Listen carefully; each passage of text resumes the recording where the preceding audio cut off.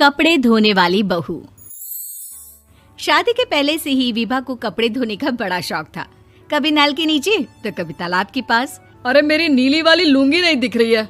विभा की अम्मा, कहाँ रखी है लुंगी? अरे वो तो विभा ने परसों ही धोकर रखी थी आपकी अलमारी में, देखो वहीं होगी। वो ना मैंने आज धो दी, मुझे लगा कि गंदी हो गई होगी। अरे कैसे गंदी हो गई थी? उसे तो मैंने पहना भी नहीं। हे भगवान, इस लड़की के कपड़े धोने की आदत से परेशान हो गया हूँ मैं। जितना तो घर में राशन नहीं आता, उससे कहीं ज्यादा डिटर्जेंट पाउडर का खर्चा है। इसकी शादी करवा दो, शादी जाए अपने घर में ही करे काम, फिर चाहे घर के कपड़े धोने हो या पूरे गांव के।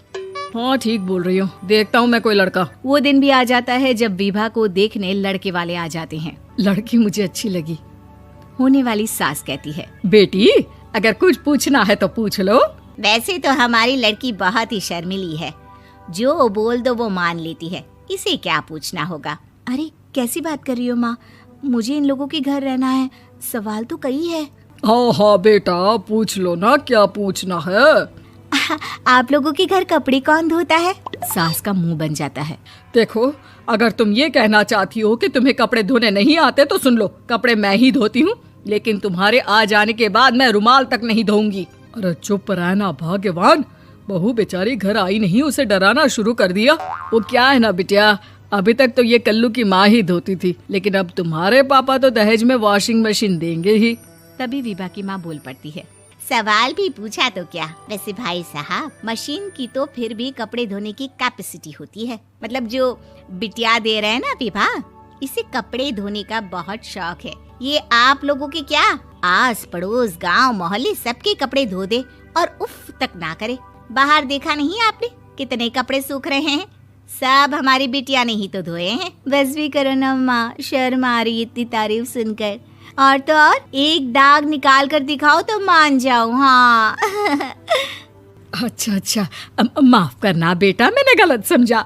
हमें तो रिश्ता बहुत पसंद है। और ऐसे जुड़ जाता है रिश्ता कपड़े धोने का शौक रखने वाली विभा का। उसकी शादी हो जाती है कोयला फैक्ट्री में काम करने वाले कल्लू के साथ। शादी के बाद अचानक विभा चिल्लाती हुई सास के पास आती है। सासू माँ, अरे सासू माँ कहाँ है आप?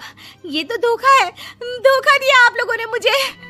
इसे ससुर के चक्कर के बारे में पता चल गया। अरे तो उसमें तुझे क्यों धोखा मिला है? अरे नल में पानी नहीं आता, कपड़े कैसे कब धुलेंगे? अच्छा, तू पानी नहीं आ रहा उसकी बात कर रही है। तो आपने क्या सोचा? कुछ नहीं। अच्छा, तेरी माँ ने कहा था कि कपड़े धोने का शौक है तुझे, याद आया मुझे। शौक बोलकर कपड़े धोने वाले मेरे जुनून को कम ना आके सासू माँ, कपड़ा धोना मेरा गुरूर है। तभी पति भी वहाँ आ जाता है। अभी मैंने इसे सनी देओल की फिल्म दिखाई है, उसी के डायलॉग मार रही है माँ। अच्छा सुन, साफ साफ बता रही हूँ, पानी सुबह 4 से 6 और शाम को 10 से 12 आता है, समझी? विभा टाइमिंग सुनकर हैरान हो जाती है। ये क्या भूतों का मोहल्ला है? सुबह 4 बजे उठकर कौन कपड़े धोता है? 4 बजे टंकी में पानी जाता है, फिर सारा दिन धोना ना, किसने मना किया? अरे कैसी बात कर रही हैं? 200 लीटर की टंकी में कितने कपड़े धो लूंगी मैं? सुबह ही उठ जाऊंगी मैं। अब क्या था, विभा सुबह 4 से लेकर रात के 12 बजे तक कपड़े ही धोती रहती। एक रोज सास पड़ोस से निकलकर कहीं जा रही होती है कि साथ वाली कहती है, हाँ कल्लू की माँ, जरा ये बताओ कि 2 साड़ी है, 2 ब्लाउज और एक पेटीकोट और एक नाड़े वाला लंबा कच्छा। हाँ तो? अरे तो क्या, कितना लोगी धुलाई ये बताओ। धोबन दिख रहे हैं हम क्या?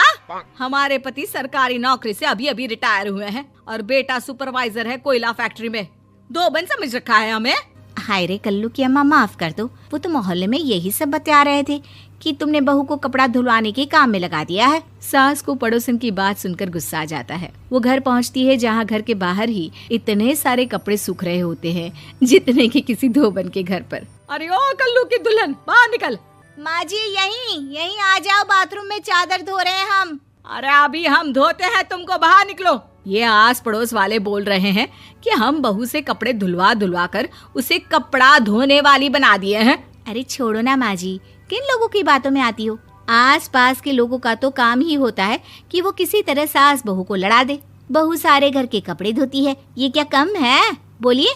सास को भी लग जाता है कि वो बहू का ये सनकीपन नहीं छुड़वा सकती, इससे अच्छा है कि खुद ही चुप हो जाए।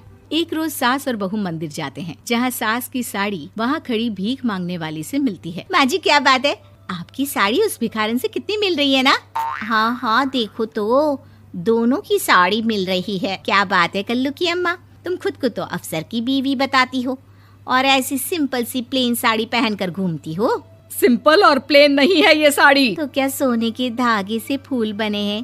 कुछ भी सासू माँ, कुछ भी। हाँ, बने थे इस साड़ी में सोने के धागे से फूल। मेरे पति लेकर आए थे मद्रास से स्पेशली मेरे लिए 10,000 की। ताहे भाई साहब इस भिखारन के लिए भी सेम टू सेम साड़ी लेकर आए होंगे 10,000 की। सास उस वक्त कुछ नहीं कहती, लेकिन बहू के साथ घर आती है और अलमारी से एल्बम निकाल कर लाती है। ये साड़ी देख रही है, ये वही साड़ी है जिसे मैंने अभी पहना था। इस साड़ी में ये जो चमकदार फूल दिख रहे हैं ना, ये सोने के धागों से काढ़े गए हैं। लेकिन तू लोकल वॉशिंग मशीन ब्रश से घिस घिस कर सारे फूलों को निकाल कर साड़ी प्लेन कर दी। मुझे माफ कर दीजिए सासू माँ। और तो और, जब मैंने तुझे तेरी गलती के लिए कुछ नहीं कहा, लेकिन तूने तो सबके सामने मेरा मजाक ही बना दिया। क्यों? बहू को समझ में आ जाता है कि अब से उसका कपड़े धोना बंद।